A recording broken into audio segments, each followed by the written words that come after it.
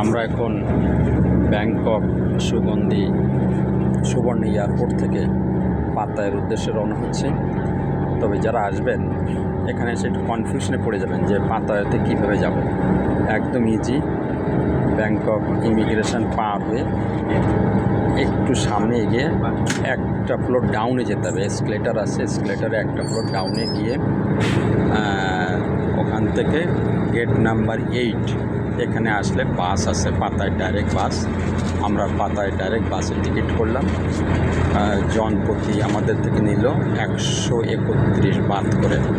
আমরা এখন বাসে উঠেছি, বাসে উঠে এখন পাতায়ের উদ্দেশ্যে আমরা উঠেছি। এই হচ্ছে এয়ারপোর্ট।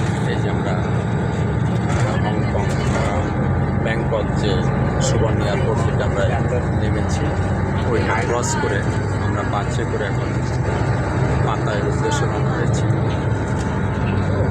আইল্যান্ড আসলে অত্যন্ত সুন্দর গোছানো এবং গ্রিনেস, ফুলের গার্ডেন আছে রাস্তার সঙ্গে সঙ্গে, ফুলের বাগান, ফুলের গাছ, সবুজ, খুবই সুন্দর।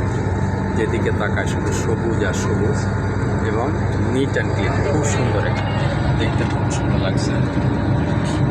আমরা পাতায়ের উদ্দেশ্যে রওনা হয়েছি বাসে।